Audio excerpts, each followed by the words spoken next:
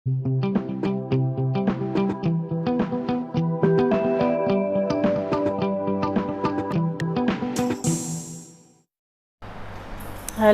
नमस्ते स्टूडेंट्स। आज हम पाठ्यक्रम विकास के सोपान का अध्ययन करेंगे, स्टेप्स ऑफ करिकुलम डेवलपमेंट। पाठ्यक्रम क्या होता है, इसका अर्थ हम पहले पढ़ चुके हैं। आज हम पाठ्यक्रम विकास का अध्ययन करेंगे कि पाठ्यक्रम में कौन कौन सी चीज़ों को सम्मिलित किया जाता है, किन किन चीज़ों का हमें ध्यान में रखकर पाठ्यक्रम का निर्माण करना चाहिए। पाठ्यक्रम अपने आप में एक बहुत ही बड़ा और व्यापक शब्द है। पाठ्यक्रम के अंतर्गत केवल शैक्षिक पक्ष ही नहीं आता, बल्कि सहशैक्षिक पक्ष भी आता है। पाठ्यक्रम का उद्देश्य यही होता है कि छात्रों का सर्वांगीण विकास हो। ऐसा पाठ्यक्रम बनाया जाए जिससे छात्रों का शारीरिक विकास भी हो, मानसिक विकास भी हो, बौद्धिक विकास भी हो, वो जीवन के हर क्षेत्र में आगे बढ़ सके, वह पूरे सभी के साथ प्रतिस्पर्धा में शामिल हो सके। तो पाठ्यक्रम निर्माण करते समय हमें बहुत सारी बातों का ध्यान में रखना होता है। उसको लेकर हमें पाठ्यक्रम का निर्माण करना होता है कि पाठ्यक्रम में किसी भी एक चीज़ कोई भी छूट न जाए जो बालक के विकास में सहायक हो। तो पाठ्यक्रम के विकास में हमें मनोविज्ञान का भी ध्यान रखना पड़ता है, शिक्षण सूत्रों का भी ध्यान में रखना पड़ता है और ऑल ओवर उसका बच्चे के विकास के बारे में ध्यान में रखना पड़ता है। तो सबसे पहले हम पाठ्यक्रम निर्माण करते समय उसके लक्ष्य एवं उद्देश्यों का निर्धारण करते हैं। गोल्स एंड एम्स, हम कुछ भी बनाते हैं, पाठ्य योजना बनाते हैं, तो उसका पहले हम उसके लक्ष्य एवं उद्देश्यों का निर्माण करते हैं।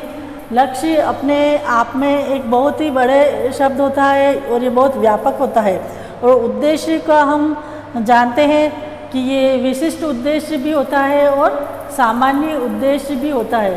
तो पाठ्यक्रम निर्माण करते समय हमें लक्ष्य एवं उद्देश्यों का भी ध्यान में रखना चाहिए कि हम किस सब्जेक्ट का पाठ्यक्रम निर्माण करने जा रहे हैं। भूगोल का पाठ्यक्रम का निर्माण करने जा रहे हैं तो भूगोल का सभी बातों का उसमें समावेश होना चाहिए। उसमें उस प्राकृतिक भूगोल भी होना चाहिए, मानव भूगोल भी होना चाहिए, संसाधन भूगोल भी होना चाहिए, आर्थिक भूगोल भी होना चाहिए, राजनीतिक भूगोल भी होना चाहिए। तो मतलब ऑल ओवर उसमें सम्मिलित होना चाहिए और बच्चे का सर्वांगीण विकास हो। पर सबसे पहले है हम पाठ्यक्रम निर्माण करेंगे, उसमें सबसे पहले लेंगे सामाजिक उद्देश्य एवं लक्ष्य। पाठ्यक्रम ऐसा हो जिससे बच्चे का सामाजिकता का विकास होता हो, बच्चे में समाज से जुड़े, उसमें सहयोग की भावना का विकास हो, बच्चे का सभी पक्षों का विकास होना चाहिए। तो ये सामाजिक उद्देश्य एवं लक्ष्य सबसे पहले पाठ्यक्रम में शामिल किए गए हैं कि बच्चा सबसे पहले अपने परिवार से जुड़े, समाज से जुड़े और फिर विश्व से जुड़े। दूसरा है दार्शनिक उद्देश्य होने चाहिए। पाठ्यक्रम निर्माण करते समय सब द्वितीय है कि दार्शनिक उद्देश्य मतलब फिलोसॉफिकल होना चाहिए। उसमें फिलोसॉफिकल बातें को भी सम्मिलित करना चाहिए। जैसे हमें यूनिवर्सल ट्रुथ, सूर्य, चंद्रमा, प्लेट और हमारे कितने दार्शनिक हो चुके, प्लेटो, अरस्तु, सभी जो भी दार्शनिक विचारधारा है उसका सम्मिलित करना चाहिए। ये जीवन क्या है, मृत्यु क्या है, जन्म मृत्यु क्या है, सभी कुछ उसमें सार्वभौमिकता होनी चाहिए। फिर राष्ट्रीय लक्ष्य एवं उद्देश्य भी पाठ्यक्रम में सम्मिलित करने चाहिए कि हम कहाँ रहते हैं, हम कौन से देश में रहते हैं, उसकी जो भी संविधान है, उसकी बातें हैं, उसमें एकता की भावना आवे, धर्मनिरपेक्षता की भावना आवे बच्चे में। तो उस बातों को लेकर एक पाठ्यक्रम का निर्माण करना चाहिए कि हम जिस देश में रह रहे हैं वहाँ की संविधान कैसा है, वहाँ का कानून कैसा है, मूल कर्तव्य कैसे हैं, मूल अधिकार कौन कौन से हैं। तो उन राष्ट्रीयता की भावना का भी विकास आवे और नागरिकता की भावना का भी विकास आवे, बालक उनको पढ़कर एक अच्छा नागरिक भी बन सके। तो उसका भी ध्यान में रखना चाहिए।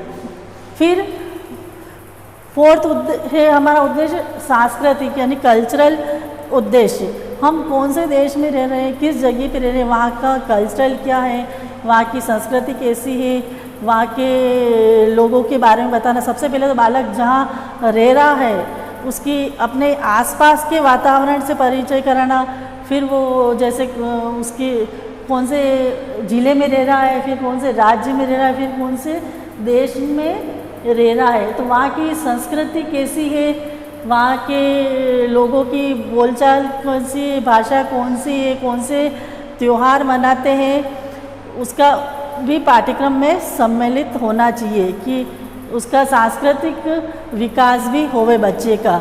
बच्चे हर अपने त्यौहार धर्म सभी को पहचाने।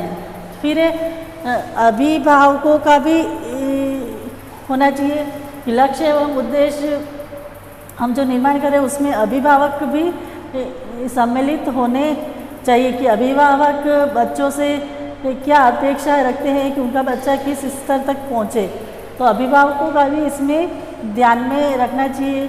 उसके अभिभावक कौन है, वो किसके साथ रहता है परिवार में, इन सभी की बातों का ध्यान में रखकर एक पाठ्यक्रम का निर्माण करना चाहिए। फिर वैश्वीकरण के लक्ष्य एवं उद्देश्य। वैश्वीकरण मतलब ग्लोबलाइजेशन। पाठ्यक्रम को पढ़कर सिर्फ बच्चा अपने तक ही सीमित न रहे, वह अपने परिवार से जुड़े, समाज से जुड़े, देश से जुड़े और विश्व से जुड़े। उसमें विश्व बंधुत्व की भावना का विकास होना चाहिए, वसुदेव कुटुंबकम की भावना का विकास होना चाहिए कि सभी व्यक्ति एक है, सब पूरा विश्व एक है, सब पूरा विश्व एक परिवार है, तो उसमें एकता की भावना का विकास होवे, ऐसे पाठ्यक्रम का निर्माण करना चाहिए। पाठ्यक्रम में कभी भी किसी को नीचा नहीं बताना चाहिए, सबको समान रूप देना चाहिए और सभी धर्म हो, सभी राष्ट्र हो, उसका सभी का समावेश करना चाहिए। जो भी बातें अच्छी लगती हो, चाहे वो किसी भी देश या राष्ट्र की हो, तो उसको पाठ्यक्रम में सम्मिलित करना चाहिए, चाहे वो कहीं का भी हो। जैसे हम पाठ्यक्रम बना लेते हैं तो अब्राहम लिंकन आदि का बारे में बताते हैं, तो सिकंदर का बताते हैं, तो इन सभी का अध्ययन होना चाहिए। मतलब जो भी वर्ल्ड में अच्छे दार्शनिक हो चुके हैं, अच्छे नेता हो चुके हैं, तो उनकी जो भी अच्छी विचारधारा है वो सभी तक पहुँचे। तो पाठ्यक्रम एक संकुचित नहीं होना चाहिए, वो व्यापक रूप में होना चाहिए। फिर दूसरा है अधिगम अनुभवों का चयन, सिलेक्शन ऑफ लर्निंग एक्सपीरियंस, कि एक टीचर जो पढ़ाता है तो पढ़ाने के साथ साथ उसे बहुत कुछ अनुभव भी होते रहते हैं। जैसे एक शिक्षक को विद्यालय जीवन का अनुभव होता है। अब शिक्षक विद्यालय में पढ़ा रहा है तो उसे विद्यालय की बहुत सारी बातों का अनुभव होगा। जैसे विद्यालय में जा रहा है तो मान लो विद्यालय का समय सही नहीं है तो भी छात्रों के लिए अनुकूल नहीं है। विद्यालय में जो प्रार्थना कराई जा रही है वो भी अनुकूल है या नहीं है। जो विद्यालय में परीक्षा ली जाती है वो सही है या नहीं है। विद्यालय का जो टाइम टेबल जो बनाया गया था वो भी सही है या नहीं है। टाइम टेबल कैसा होना चाहिए। तो विद्यालय से जुड़ी जो भी छोटी बड़ी बातें होती हैं जिसको एक शिक्षक अपना कार्य करते करते अनुभव करता है तो उससे जो उसे अनुभव प्राप्त होते हैं उसको भी पाठ्यक्रम में जोड़ना चाहिए। उन अनुभवों को लेकर उसे पाठ्यक्रम में क्या सुधार करना है उसको भी उसे देखते रहना चाहिए। फिर शिक्षण अधिगम प्रक्रिया का अनुभव, टीचिंग लर्निंग प्रोसेस, मतलब एक शिक्षक जो अपने छात्रों को पढ़ा रहा है तो उसके प्रोसेस का भी उसे पता होना चाहिए। जो भी उसे कठिनाइयाँ आ रही है तो उसका वह उसे पाठ्यक्रम में उसको हटावे, क्या क्या जोड़ना है तो उसे जोड़े। जो भी उसे इस टीचिंग लर्निंग प्रोसेस के दौरान जो भी अनुभव प्राप्त हो रहे हैं वो उसे पाठ्यक्रम में जोड़ना चाहिए। फिर कक्षा कक्ष अधिगम, जब एक शिक्षक कक्षा कक्ष में पढ़ा रहा होता है तो भी उसे बहुत सारी बातों का ध्यान में आता है कि जो कक्षा कक्ष की स्थिति कैसी है, उसकी भौतिक स्थिति कैसी है, जो कक्षा कक्ष में जो बच्चे कैसे हैं, बच्चों को क्या कार्य कठिन लग रहा है, कौन सा विषय कठिन लग रहा है। तो पूरा उसे कक्षा का एक नॉलेज होना चाहिए। फिर रुचि संबंधी जो इस शिक्षक को जो अनुभव होता है, तो शिक्षक की को छात्रों की रुचि का भी ध्यान में रखना चाहिए। छात्र किस विषय में ज़्यादा रुचि रखते हैं तो उनको पाठ्यक्रम में सम्मिलित करना चाहिए। किसमें छात्रों की रुचि नहीं है तो ऑल ओवर छात्रों के रुचि के बारे में भी ध्यान में रखना चाहिए। छात्र के शैक्षिक शैक्षिक दोनों ही पक्षों की रुचि को शिक्षक ध्यान में रखता है और उसे अपने सिलेबस में ऐड करता है। फिर शिक्षण सूत्र। शिक्षण सूत्र होता है सरल से कठिन की ओर, ज्ञात से अज्ञात की ओर। अब जो भी शिक्षक पढ़ाता है वो अपने शिक्षण सूत्र अनुभव लेता है और उसके अनुसार पाठ्यक्रम में चेंज करता है। तो पाठ्यक्रम ऐसा होना चाहिए जो हमें पहले बच्चों का बेसिक नॉलेज देवे, सरल से कठिन की ओर बढ़े, ज्ञात से अज्ञात की ओर बढ़े। पाठ्यक्रम में पहले हम वो सम्मिलित करेंगे जो बच्चों को ज्ञात है, फिर ज्ञात से हम अज्ञात की ओर बढ़ेंगे।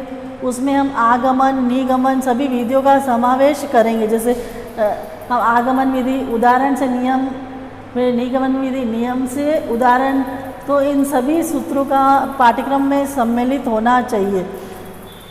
फिर अधिगम के नियम। एक शिक्षक को अधिगम के नियमों को ध्यान में रखकर भी पाठ्यक्रम का निर्माण करना चाहिए। थॉर्नडाइक ने जो अधिगम के नियम बताए, प्रभाव का नियम, अभ्यास का नियम और तत्परता का नियम, तो इन नियमों को ध्यान में रखकर ही सिलेबस का निर्माण करना चाहिए कि छात्र इस सिलेबस में कितना इंटरेस्ट रख रहे हैं, उनको कोई अच्छा प्रभाव पड़ रहा है या नहीं पड़ रहा है। और अगर अच्छा प्रभाव पड़ रहा है तो छात्र अधिक से अधिक प्रयास करेंगे और उस सिलेबस या को सीखने का प्रयास करेंगे। तो अधिगम के नियमों का भी एक शिक्षक को ध्यान में रखकर उसे पाठ्यक्रम में सम्मिलित करना चाहिए। फिर अधिगम सिद्धांतों का अनुभव। जैसे अधिगम सिद्धांत जो हमने पढ़े थे, थॉर्नडाइक के हैं, पावलोव के हैं, ये इन सभी का हमने कोफ्ता कोहलर, तो इन अधिगम सिद्धांतों का भी ध्यान में रखकर पाठ्यक्रम का निर्माण करना चाहिए। छात्रों के समक्ष ऐसे उद्दीपक अनुक्रिया पेश करनी चाहिए जिससे बच्चा सीख सके। छात्र को प्रयास एवं त्रुटि के द्वारा भी पढ़ाना चाहिए। तो ऐसा कंटेंट उसमें सम्मिलित करना चाहिए कि छात्र अधिक से अधिक अधिगम कर सके। फिर विषय वस्तु का चयन, सिलेक्शन ऑफ कंटेंट। सबसे फर्स्ट है इसमें छात्रों की योग्यता। सबसे पहले छात्रों की योग्यता के अनुसार सिलेबस का निर्माण करना चाहिए। सिलेबस में छात्र की बौद्धिक स्तर, मानसिक स्तर सभी को देखकर एक पाठ्यक्रम का निर्माण करना चाहिए कि छात्र को वो सिलेबस अधिक बोझिल तो नहीं लगे, उस पर कोई भार तो नहीं पड़े। सिलेबस निर्माण करते समय हमें बच्चों की आयु, कक्षा सभी कुछ देखकर एक पाठ्यक्रम का निर्माण करना चाहिए। अगर छोटे बच्चे हैं तो उनकी जो हम सिलेबस पाठ्यक्रम का निर्माण करेंगे तो उसमें कविता, कहानी, चित्रों का अधिक समावेश करेंगे। बड़े बच्चे हैं तो उनमें प्रयोग या तर्क वितर्क आदि का ज़्यादा समावेश करेंगे। उनकी जो बुक्स वगैरह वो एट्रैक्टिव बनाएंगे। तो छात्रों की योग्यताओं को ध्यान में रखकर भी एक सिलेबस का निर्माण करना चाहिए। फिर समाज की आकांक्षा, समाज क्या अपेक्षा रखता है विद्यालय से, तो वो भी उसमें समावेश होना चाहिए कि हम बच्चे पढ़ लिख कर एक सामाजिक प्राणी बने, वो लोगों से जुड़ना सीखे, लोगों के साथ रहना सीखे, लोगों से डरे नहीं, वो अंतर्मुखी ही नहीं रहे, वो बहिर्मुखी बने और सभी के सामने वह पेश हो जाए। मतलब उसमें एक बहिर्मुखी छात्र बन जाए। तो समाज की आवश्यकता को भी ध्यान में रखना चाहिए कि वो अच्छा प्राणी बने, उसमें कोई भी हिंसात्मक प्रवृत्ति जागृत न हो, वो सत्य, अहिंसा, प्रेम आदि की ओर बढ़े। तो इन सामाजिक गुणों का विकास हो, ऐसा भी पाठ्यक्रम में सम्मिलित करना चाहिए। फिर अभिभावकों की आकांक्षा अभिभावक क्या आकांक्षा रखते हैं उसका भी ध्यान में रखकर सिलेबस को सम्मिलित करना चाहिए। फिर राष्ट्रीय आवश्यकता, जो हमारे राष्ट्र है, देश, समाज, राष्ट्र, इन सभी की अपेक्षाओं को ध्यान में रखकर भी एक पाठ्यक्रम का निर्माण करना चाहिए। हम इधर भी पढ़ चुके। फिर सांस्कृतिक आवश्यकता कि छात्र में अपने कल्चर के प्रति डेवलपमेंट हो, वो उसको जाने। और भारत एक धर्मनिरपेक्ष राज्य है, भारत को त्योहारों का देश कहा जाता है, तो वो पूरा ही अपनी संस्कृति को पहचाने, ऐसा एक पाठ्यक्रम का निर्माण करना चाहिए। फिर संसाधनों की उपलब्धता कि विद्यालय में जो हम सिलेबस बना रहे हैं उसमें सभी को सम्मिलित हो, उसमें भौतिक सुख सुविधाएं हो, कंप्यूटर, खेल का मैदान, पुस्तकालय आदि हो, भवन अच्छा बना हो, उस पंखे आदि की सुविधा हो। तो ये सब भौतिक संसाधनों का भी एक पाठ्यक्रम में सम्मिलित करना चाहिए। फिर दार्शनिकता का भी एक विषय वस्तु का चयन करना चाहिए। पाठ्यक्रम बनाते समय हमें हमारे सभी दार्शनिकों का जीवन पाठ्यक्रम में सम्मिलित करना चाहिए, चाहे वो महात्मा गांधी हो, नेहरू जी हो, लाल बहादुर शास्त्री हो, भगवान राम हो, लक्ष्मण हो, कृष्णा हो, हमारी गीता का ज्ञान हो। तो जो भी सत्य अहिंसा जितने भी है वो फिलोसॉफिकल नॉलेज भी कंटेंट में होना चाहिए। उसे परा अपरा विद्या का भी ज्ञान में होना चाहिए। बिल्कुल धर्मनिरपेक्ष होना चाहिए। जैन धर्म, बौद्ध धर्म, मुस्लिम धर्म सभी की दार्शनिकता का उसमें सम्मिलित हो। भारत एक धर्मनिरपेक्ष राज्य है, देश है, तो उसमें सभी का समावेश हो। किसी भी धर्म को अधिक महत्व नहीं दिया जाए, सभी धर्म को समान समझा जाए। तो उसमें एक अच्छी दार्शनिकता का विकास हो। वो खगोल शास्त्र को भी जाने, सूर्य, चंद्रमा, तारे आदि की स्थिति को जाने, मतलब उसमें ऑल ओवर डेवलपमेंट हो बच्चे का। तो ऐसा पाठ्यक्रम में समावेश करना चाहिए। फिर पाठ्यक्रम में अधिगम अनुभव एवं विषय वस्तु का अंतरण भी होना चाहिए। अंतरण मतलब ट्रांसफ़र होना चाहिए। विषय अपने अनुभवों का भी स्थानांतरण होना चाहिए और विषय वस्तु का भी अंतरण होना चाहिए, जो चीज़ हमने सीखी वो हम दूसरी जगह भी अप्लाई कर सके। जैसे हम सबसे फर्स्ट लेंगे शैक्षिक उद्देश्यों का अंतरण। हमने कोई भी शैक्षिक उद्देश्य लिए हैं तो वो दूसरी जगह भी अप्लाई हो। जैसे हम हिंदी के जो उद्देश्य ले रहे हैं वो हमारे अंग्रेजी और ये संस्कृत आदि में भी हो सकते हैं। जैसे हम जैसे ये ज्ञान वो ज्ञानोपयोग लेते हैं तो ये इनका हम दूसरे विषयों के साथ भी ट्रांसफ़र कर सकते हैं। फिर शिक्षण विधियों का अंतरण। अगर हमने आगमन निगमन विधियाँ सीखी है तो उन विधियों को हम दूसरे सब्जेक्ट में भी अप्लाई कर सकते हैं। जैसे हिंदी, विज्ञान, गणित आदि में भी हम इसका इस्तेमाल कर सकते हैं कि जो ज्ञान हमने हिंदी में लिया है उसका हम थोड़ा संस्कृत में भी दे सकते हैं।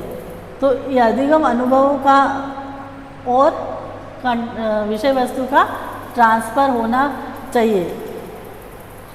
जो व्याकरण हमने हिंदी में सीखी वो हम संस्कृत में भी बता सकते हैं।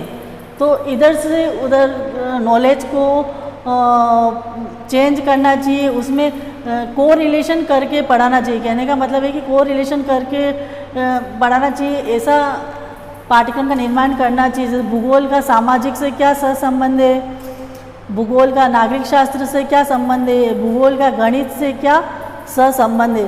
तो इस प्रकार आपस में कोरिलेशन करके अपने नॉलेज का ट्रांसफ़र करके, टीचिंग मेथड का ट्रांसफ़र करके हम बच्चों को सिखा सकते हैं। तो ऐसा हमारे पाठ्यक्रम में सम्मिलित होना चाहिए। फिर transfer of teaching learning material. जैसे जो भी हमारी पढ़ाई गई सामग्री टीचिंग एड काम में लेते हैं वो ज़रूरी नहीं कि वो किसी एक सब्जेक्ट में ही काम में आवे, वो हम दूसरे सब्जेक्ट में भी काम में ले सकते हैं। हम इसको चार्ट, कंप्यूटर, OHP, नेट वगैरह किसी की भी सहायता से बच्चों को पढ़ा सकते हैं। फिर मेंटल डेवलपमेंट करके, मेंटल डेवलपमेंट हम कैसे करेंगे? हम छात्रों में ग्रुप डिस्कशन रखेंगे, उनमें तर्क एवं वितर्क कराएंगे, चिंतन योग्यताओं का कराएंगे। पाठ्यक्रम ऐसा होना चाहिए जिसमें सृजनात्मकता सम्मिलित हो, तो उसमें आलोचनात्मक चिंतन हो। वो लोग मेंटल डेवलपमेंट बच्चे का होना चाहिए। पाठ्यक्रम ऐसा होना चाहिए कि छात्र केवल स्मृति स्तर ही नहीं करे, उसका बोध स्तर तक ही नहीं ले, बल्कि वो चिंतन स्तर तक होना चाहिए कि छात्र उसको पढ़ के समझ सके और चिंतन कर सके। ऐसा पाठ्यक्रम होना चाहिए। फिर गुणों का अंतरण, जो भी गुण सीखे हैं अच्छे बुरे, वो भी दूसरे सब्जेक्ट के साथ उसे जोड़ना चाहिए। नैतिकता, सामाजिकता है, दार्शनिकता है, तो वो दूसरे गुणों के साथ सब्जेक्ट के साथ भी सम्मिलित होने चाहिए। जैसे हमने सामाजिक में सत्य, अहिंसा, प्रेम, दार्शनिकता आदि पढ़ी, उसको हम नैतिक शिक्षा के साथ भी पढ़ सकते हैं। और सामाजिक अर्थ आदि के साथ भी हम गुणों का उसमें हम ट्रांसफ़र कर सकते हैं कि एक अच्छा सामाजिक प्राणी कैसे बनना चाहिए। तो उन गुणों का ट्रांसफ़र करके भी छात्र सीख सकते हैं। तो सिलेबस में ये सभी कुछ सम्मिलित करना चाहिए। फिर सिलेबस ऐसा हो जिसका हम मूल्यांकन कर सके। हम सबसे पहले हम उद्देश्यों का मूल्यांकन कर सके। जो उद्देश्य हमने लेकर पाठ्यक्रम का निर्माण किया हो या आपने कोई लेसन प्लान का निर्माण किया हो, उस उद्देश्यों की पूर्ति होनी चाहिए। उसमें ज्ञान की पूर्ति होनी चाहिए, अवबोध, ज्ञानोपयोग, कौशल, छात्रों की कौन अभिरुचि डेवलपमेंट हो रही है या नहीं रही, और उसका दृष्टिकोण विकसित हो रहा है नहीं हो रहा है, इन सभी का मूल्यांकन करना चाहिए। इसके लिए एक ब्लूप्रिंट बनाकर छात्रों को पढ़ाना चाहिए। फिर अधिगम का इवैल्यूएशन, जो भी छात्रों ने साल भर सीखा है, साल भर हमने उसकी जो परीक्षाएं ली है, सतत एवं व्यापक मूल्यांकन के आधार पर थोड़े थोड़े समय में हमने उनका FA1, FA2, SA1 ऐसे लिया है, परीक्षाएं लिए, तो उसका एंड में मूल्यांकन होना चाहिए। उसकी लिखित और मौखिक परीक्षाएं हो सके, ऐसा पाठ्यक्रम में सम्मिलित करना चाहिए कि एंड में हम बच्चों का मूल्यांकन भी कर सके। फिर शिक्षण विधि का मूल्यांकन भी हो सके कि जो विधि हमने पढ़ाई गई है एक शिक्षक द्वारा, वो भी उपयुक्त है या नहीं है, उसका भी पता चल सके। फिर मूल्यांकन ऐसा हो कि छात्र स्तर का ज्ञात हो जाए। जब वर्ष के अंत में जो हम प्रगति पत्र बनाते हैं, तो उससे छात्रों का स्तर का ज्ञात हो जाता है कि कितने छात्र औसत स्तर के, कितने मध्यम स्तर के, कितने निम्न स्तर के, कौन प्रतिभाशाली बालक है, छात्र की क्या रुचि है। तो उन सभी का मूल्यांकन हो सके, ऐसा पाठ्यक्रम बनाना चाहिए। फिर मूल्यांकन की प्रक्रिया, मूल्यांकन ऐसा होना चाहिए कि उसमें वैधता होनी चाहिए, विश्वसनीयता होनी चाहिए, विभेदकता होनी चाहिए, व्यापकता होनी चाहिए। मतलब वैधता मतलब जो हमने जिन उद्देश्यों की पूर्ति लेकर इस पूरे पाठ्यक्रम का निर्माण किया है कि उसका सामाजिक डेवलपमेंट हो, दार्शनिकता हो, सांस्कृतिक आवे, उसमें अधिगम संबंधी गुण आवे, तो राष्ट्रीय एकता की भावना का विकास आवे। तो जिन उद्देश्यों को हम लेकर हमने पाठ्यक्रम का निर्माण हो, तो वह वैध होने चाहिए, उससे उन उद्देश्यों की पूर्ति होनी चाहिए, ऐसा मूल्यांकन हो। और विश्वसनीयता भी होनी चाहिए कि प्रश्न पत्र ऐसा बनाना चाहिए कि सभी छात्रों के लिए वो काम में आवे। फिर व्यापकता होनी चाहिए कि इसमें पाठ्यक्रम में सभी कुछ को सम्मिलित लेकर फिर उसका मूल्यांकन होना चाहिए। कोई भी एक पक्ष छूटना नहीं चाहिए। उसमें शैक्षिक, सहशैक्षिक सभी प्रश्नों को पाठ्यक्रम में सम्मिलित करके वर्ष के अंत में उनकी परीक्षा होनी चाहिए। तो ये मूल्यांकन की प्रक्रिया होती है। फिर मूल्यांकन अनुभवों का समावेश, जब एक शिक्षक वर्ष भर छात्र को पढ़ाता है तो वो उसको सभी कुछ उसको ज्ञान में हो जाता है, छात्र के शैक्षिक और सहशैक्षिक पक्ष का, और फिर वह उसका मूल्यांकन करता है। तो उसे ये ज्ञात होता है कि जो वर्ष भर पढ़ाया है वो पाठ्यक्रम उसके लिए कोई अधिक कठिन तो नहीं है, या कुछ ज़्यादा तो नहीं है, ज़्यादा सरल तो नहीं है, उस बच्चों पर कोई भार तो नहीं पड़ रहा है इस पाठ्यक्रम का, बच्चे इस पाठ्यक्रम से डरे हुए हैं तो नहीं है। तो इन सभी अनुभवों का उसको पाठ्यक्रम में चयन करना चाहिए कि जो ये पाठ्यक्रम को लेकर जो परीक्षाएं की गई है वो उससे बच्चे भयभीत नहीं हो रहे हो, या कोई ज़्यादा तो नहीं है, या कौन कौन सा और इसमें सम्मिलित करना चाहिए। तो पाठ्यक्रम में इन सभी बातों का निर्माण का ध्यान में रखना चाहिए। पाठ्यक्रम कोई छोटी चीज़ नहीं, पाठ्यक्रम ऑल ओवर बहुत ही एक बड़ी चीज़ है, बहुत ही एक व्यापक शब्द है। तो पाठ्यक्रम के डेवलपमेंट के यही स्टेप्स हैं जिनको ध्यान में रखकर पाठ्यक्रम का निर्माण करना चाहिए कि कोई भी पक्ष छूटे नहीं, सभी उस पाठ्यक्रम में सम्मिलित हो। धन्यवाद।